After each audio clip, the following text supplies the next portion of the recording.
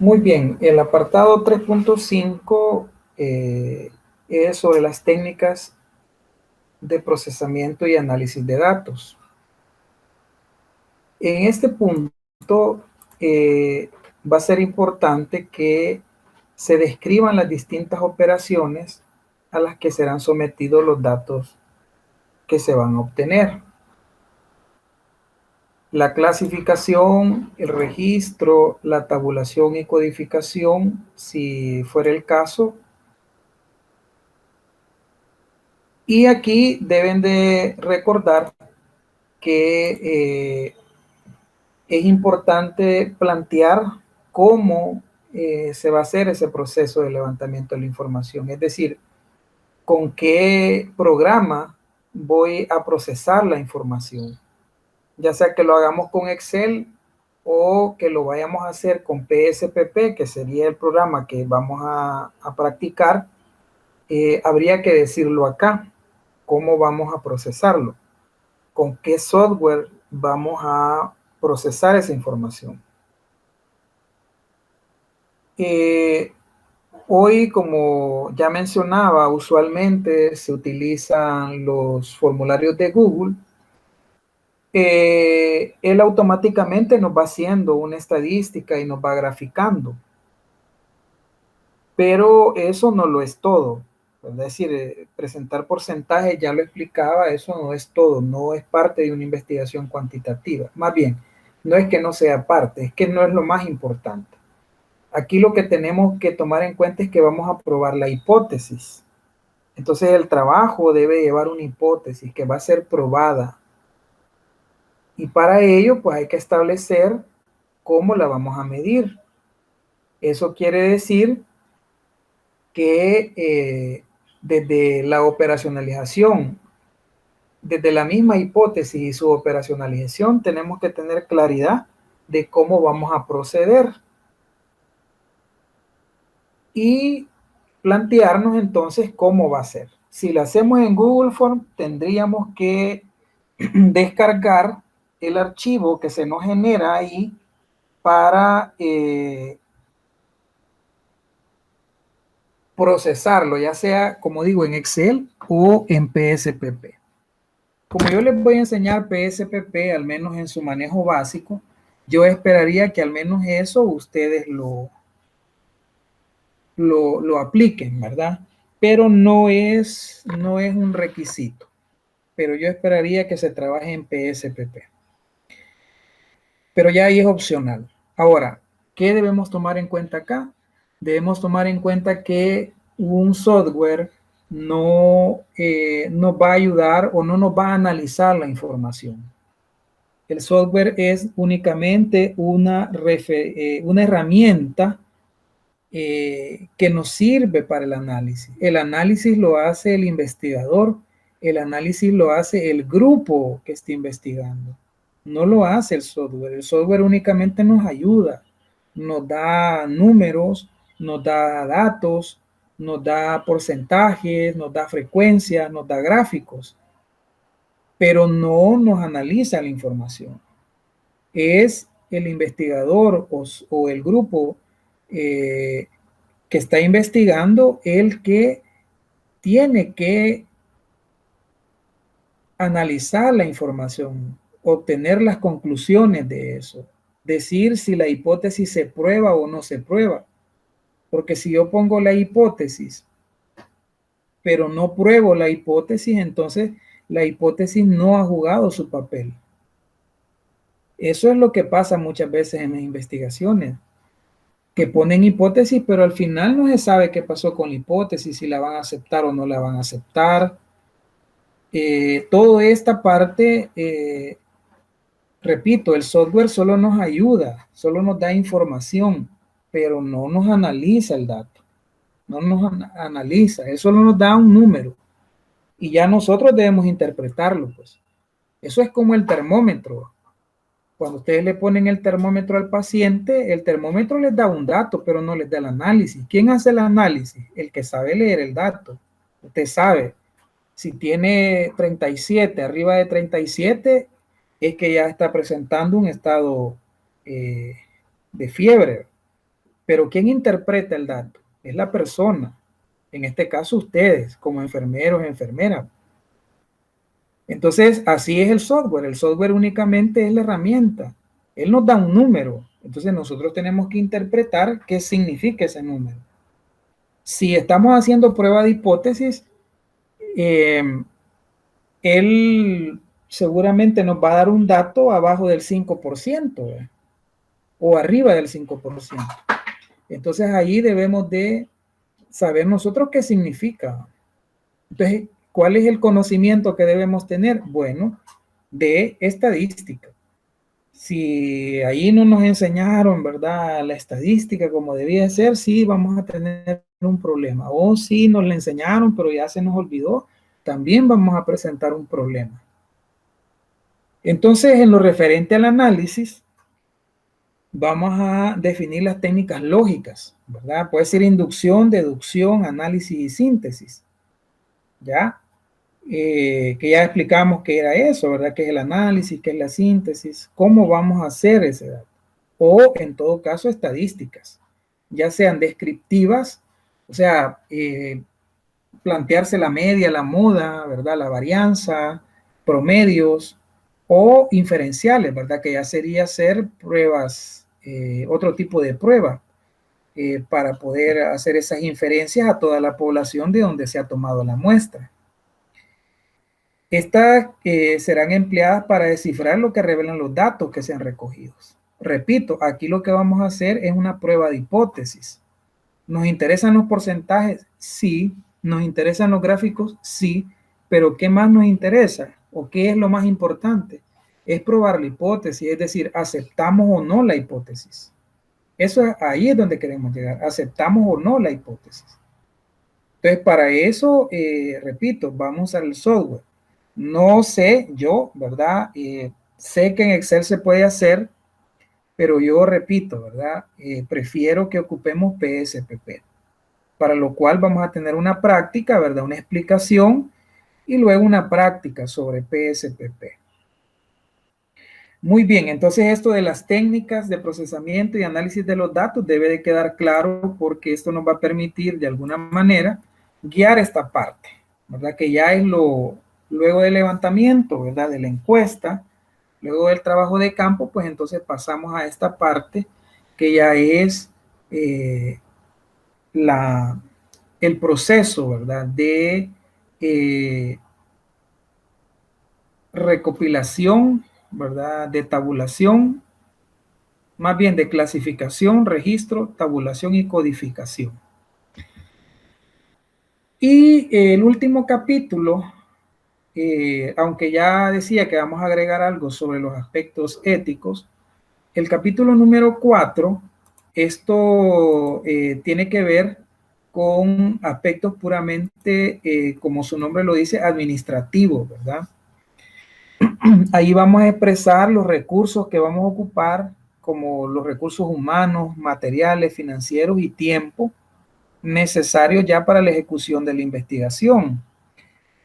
Aquí hay una ventaja, porque este capítulo 4 ya lo elaboraron, bueno, debería de estar bien elaborado ya en el plan de trabajo, ¿verdad? O sea, ya expresaron ustedes qué recursos humanos iban a ocupar, qué recursos materiales iban a ocupar, qué recurso tiempo, cuánto, ¿verdad? Y cuál se me queda, financieros, ¿verdad?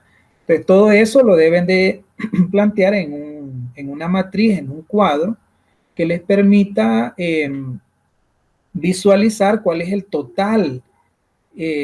Claro, esto es hipotético, ¿verdad? O sea, esto es nada más un ejercicio de lo que pueda costar una investigación, pero debemos tomar en cuenta pues que hay gastos ahí que siempre se van a hacer. Por ejemplo, gastos de internet por la búsqueda de información, gastos de movilización porque si hay que ir a algún lugar, gastos de comunicación por si hay que llamarle a algunas personas. Bueno, hoy ya no se imprime mucho, pero por ejemplo, antes se ponía impresiones, ¿verdad? Fotocopias, anillados, empastados, pues toda esa parte, ¿verdad? Que se presenta para poder hacer un proceso de investigación.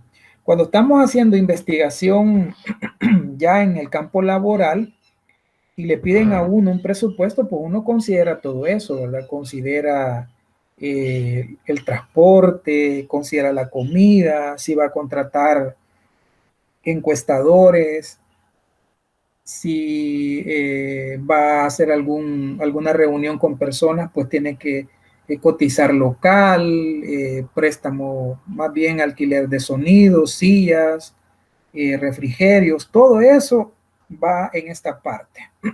Por lo tanto, debemos tener esa precaución. Entonces, ¿cuáles son los recursos que necesito? Ahí, ¿verdad? Materiales, ahí van los equipos, dispositivos, material de oficina, todo lo que se utiliza, ¿verdad? A nivel de oficina principalmente, ¿verdad? Ahora la mayoría pues tiene una computadora, tiene un celular con el que trabaja, ¿verdad? Entonces todo eso se pone ahí.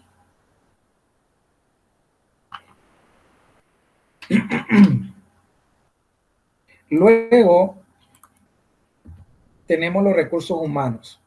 Aquí primero van ustedes, el grupo, los integrantes del grupo.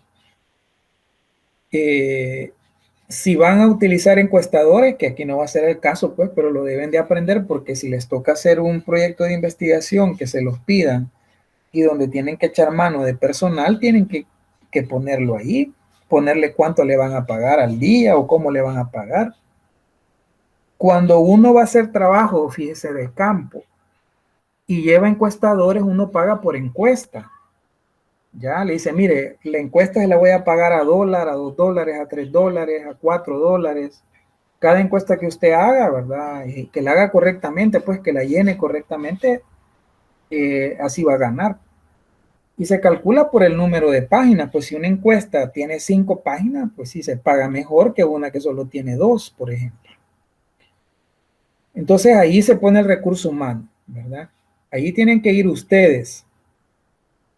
¿Cuánto pienso yo que podría cobrar yo al día, ¿verdad? O por toda la investigación si me contrataran a mí, ¿verdad? Por ejemplo, ahí lo pone. Y luego los recursos financieros, aquí se debe de decir quién me va a financiar, ¿verdad? Algunos proyectos lo financian algunas personas, ¿verdad? Algunos cooperantes. Entonces ahí se pone, ¿verdad? En este caso, cuando ustedes sacan el total de los recursos materiales y humanos, sacan el total y ponen ahí porque son recursos propios. Es decir, cada uno de ustedes va a sacar de su bolsa para pagar ese proceso de investigación. No van a tener donaciones o financiamiento.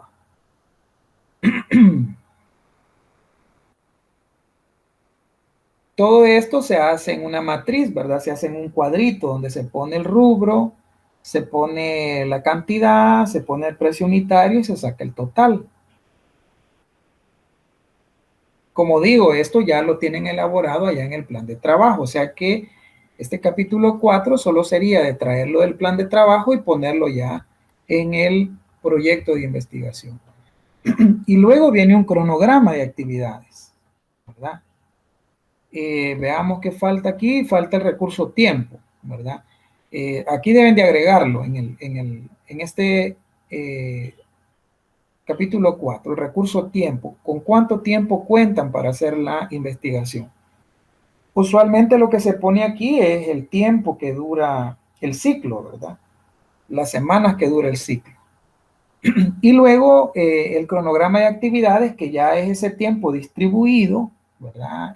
O esas actividades distribuidas en el tiempo que hemos destinado para hacer la investigación. Y ese se expresa mediante un gráfico en el cual se especifican las actividades en función del tiempo. Ahí hay un ejemplo de cómo podría ser, ¿verdad? Las actividades, algunos, por ejemplo, como digo, esto ya está, pues lo tienen en el plan de trabajo, pero algunos han puesto nomás como unas 4 actividades. La pregunta es si con todas esas actividades que han puesto ahí, creen que se puede hacer la investigación, ¿verdad? Yo creo que no. ¿Por qué? Vea, porque primero hay que hacer búsqueda de información. Segundo, hay que sistematizar esa información, ¿verdad? Una vez hecho eso, vamos a contactar las personas que van a ser nuestros sujetos de estudio, ¿verdad? A quienes les vamos a hacer la encuesta. Ya hay que elaborar el instrumento, hay que elaborar el proyecto de investigación, ya hay que hacer el levantamiento de campo, hay que procesar los datos y luego el análisis, ¿verdad? De esos datos y después la presentación, bueno, la redacción del informe. Solo ahí se nos hacen más o menos entre 9 o 10 actividades que no son mentiras, ¿verdad? O sea, que hay que hacerlas y el tiempo que tienen es corto. Entonces hay que hacer esto. El cronograma de actividades nos va a servir también para el control y la evaluación. Eso también lo tendrían que haber planteado en el plan de trabajo. ¿Por qué? Porque, por ejemplo, viendo este esquema que tenemos en la pantalla, ahí dice análisis de datos, ¿sí? Y dice que el análisis de datos se va a hacer en junio. Pero yo ya estoy en julio, ¿ya? Entonces yo digo, bueno, ¿qué pasó? Ahí estamos haciendo control. ¿Qué pasó? ¿Por qué el análisis de datos no se hizo en junio? Si ya estamos en julio. Ah, entonces evaluemos qué pasó.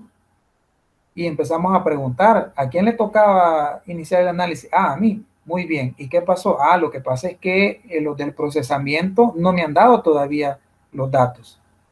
Ahí estamos evaluando, ¿sí? Estamos viendo qué pasó, ¿verdad? Entonces los del procesamiento dicen, no, es que lo que sucedió fue que el software nos dio problemas y por eso nos hemos retrasado. Pero en 2 o 3 días estará listo. ¿Ya? Ahí estamos haciendo una evaluación, haciendo control y evaluación de las actividades en el tiempo. Entonces, el cronograma es un instrumento que nos sirve justamente para ese control y evaluación. Ahora, ¿qué tendría que hacer yo, verdad? Ya en la práctica, ¿qué tendría que hacer yo? Bueno, entonces redefinir en los tiempos. Porque si ya el análisis de los datos no lo voy a hacer en junio, sino que lo voy a hacer en julio, entonces la redacción del informe ya no lo podría hacer en las fechas que están, ¿sí? Porque ya me retrasa todas las actividades. Por eso es importante hacer un buen cronograma de actividades, con las actividades necesarias para hacer la investigación y tampoco poner todo, ¿verdad? Porque hay unos que ponen cosas ahí que no tienen nada que ver, ¿verdad? Pero sí lo esencial de una investigación. Ahí en ese ejemplo más o menos están elaboradas las actividades para que puedan tomar ejemplo de ahí, ¿verdad? Y corregir lo que tengan que corregir, porque repito, ¿verdad? Ese capítulo 4 lo van a completar de la información que tienen, ¿cómo se llama? En el plan de trabajo. Y luego hay un apartado ahí de anexos que pueden ser elementos adicionales que se excluyen del texto del trabajo para no darle volumen, para que no se vea mal, ¿verdad? Entonces lo mandamos como anexos. Ahora bien, en el caso del proyecto, obligadamente, fíjense lo que voy a decir, obligadamente debe llevar instrumentos. Por favor, no vayan a presentar un proyecto que no lleve instrumentos, porque les voy a poner 0. Todo proyecto de investigación o protocolo de investigación o diseño de investigación necesariamente debe llevar al menos un instrumento. Y ya expliqué que el instrumento, en el caso de una investigación cuantitativa, sale de la operacionalización de variables. De las preguntas de esa operacionalización salen esos cuestionarios, ¿verdad? Esos instrumentos de recolección de datos.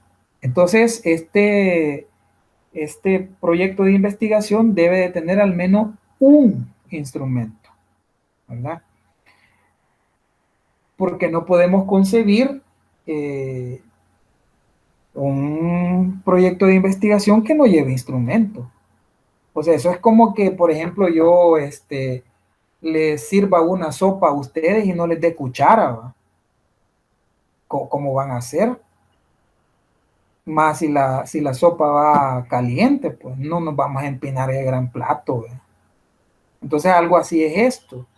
El proyecto de investigación, si no lleva instrumento, le falta lo esencial, porque lo que vamos a aplicar en el trabajo de campo, lo que vamos a aplicar son los instrumentos. Es con ese papel, vaya, que vamos a ir a levantar la información. Es con ese documento que nosotros vamos a registrar lo que las personas tienen que decirnos para contrastar lo que las personas nos dicen con la teoría, con nuestra hipótesis, para probarla o no. Pero también, además de los instrumentos como anexos, podemos poner glosarios, ilustraciones y cualquier otra información complementaria. Ahora bien, tomen en cuenta que los anexos no son adornos. El anexo yo lo debo de mencionar dentro del cuerpo del trabajo y decir, por ejemplo, si agrego un glosario, pues debo decir dentro del trabajo, ¿verdad? Que en el anexo hay un glosario. Y es el glosario número 2, por decir algo. Entonces vengo yo y me voy a los anexos y busco el anexo número 2 y ahí voy a encontrar el glosario. O si yo digo, ¿verdad? El esquema de la taxonomía de Bloom, por decir algo, ¿verdad? La taxonomía de Bloom, cuyo gráfico está en el anexo 3, ¿verdad? Entonces, cuando yo me voy a los anexos, ahí voy a encontrar la taxonomía de Bloom. Yo no voy a poner ahí cualquier cosa solo por adorno. El anexo no es un adorno. El anexo juega una función complementaria al contenido. Por lo tanto, repito, en el contenido se debe de mencionar el anexo para que el anexo juegue su papel. Si ustedes ponen solo los anexos sin mencionarlo en el contenido, entonces está mal. Está mal. No funciona así. Muy bien. Y luego vienen las referencias. Vamos a poner ahí la rúbrica de cómo vamos a exigir tanto la citación y las referencias en norma APA, que es algo que todavía no hemos visto, pero que lo vamos a ver, para que ustedes entiendan toda esta parte de cómo es que se hacen las citas y cómo es que se hacen las referencias. Entonces, aquí viene toda la lista de documentos que hemos citado dentro de el proyecto de investigación. Tomen en cuenta eso, por favor. Entonces, y además de eso, quiero decirles, hablando de las citas y las referencias, que al trabajo le vamos a pasar un software de plagio para ver cuál es el porcentaje que el trabajo tiene de cosas que han copiado y pegado y que no han puesto citas o referencias. Así que nos vamos a poner un poco estrictos con esto para que aprendamos a hacer adecuadamente nuestros trabajos. Aquí también debo de hacer una aclaración que también la voy a hacer más adelante en cuanto a las citas, perdón, en cuanto a la referencia y la bibliografía, que no es lo mismo. Algunos ponen bibliografía, pero es un error. En realidad se llaman referencias. ¿Qué son las referencias? Las referencias son la lista de aquellos documentos que yo he citado en el trabajo. Esa es una referencia. ¿Qué es una bibliografía? Una bibliografía son documentos que hablan sobre mi tema que yo puedo sugerir o que he tomado de base, pero que no los he usado en el trabajo. Esa es una bibliografía. sea, la bibliografía no está citada en el trabajo, pero que yo puedo recomendarle a los lectores porque esa bibliografía habla de mi tema. ¿Ya? Ahí hay una diferencia importante. Luego, entonces, las referencias son el inventario, ¿verdad?, de los materiales citados. Y también deben de tomar en cuenta que se ordenan alfabéticamente a partir del apellido del autor. Es decir, aquellos autores cuyos apellidos empiezan con la A van a ir primero, después los de la B, C, etc.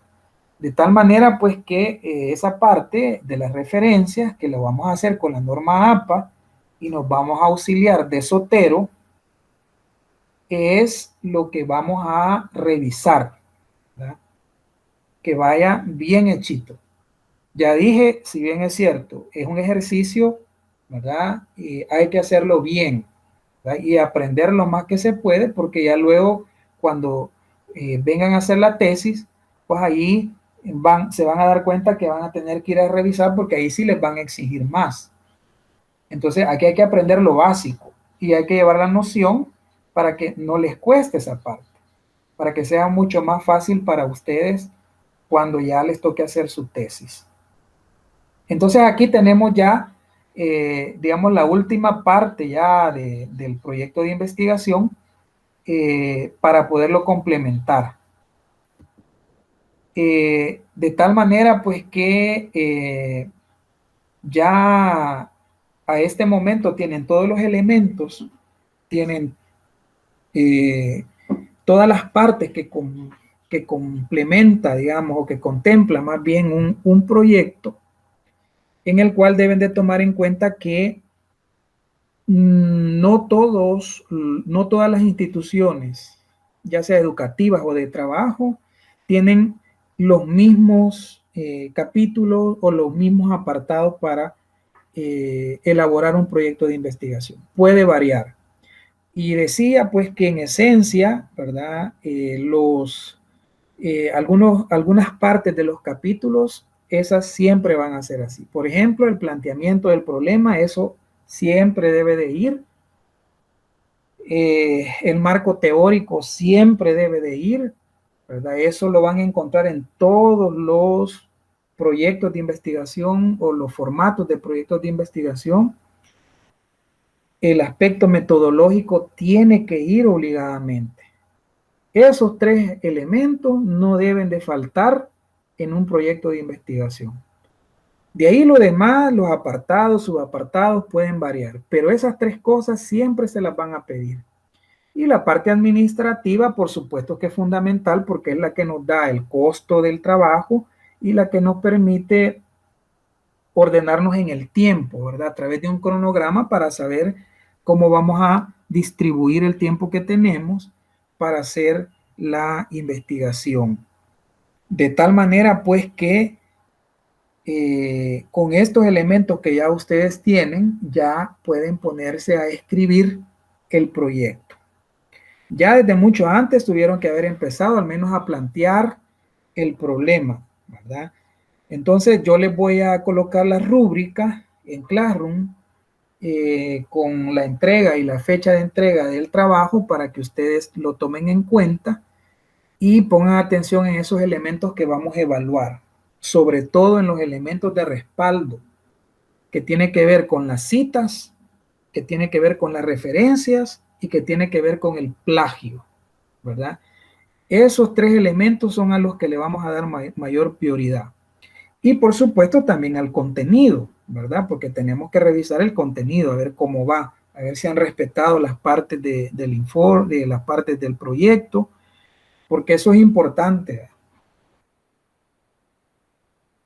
Cada capítulo tiene sus apartados. Entonces, eso es lo que ustedes deben de vaciar en un documento, ¿verdad? Y darle contenido de acuerdo al tema de ustedes. Entonces, aquí cerraríamos esta parte que tiene que ver con el proyecto de investigación y a esperar pues que lo entreguen y ya luego pues nos vamos a orientar ya a hacer el trabajo de campo, a enseñar otras habilidades como por ejemplo el uso de de PSPP, que es un software para procesamiento de datos cuantitativos, y el uso también de Zotero, que les va a servir para hacer la búsqueda de información en las bases de datos en Internet.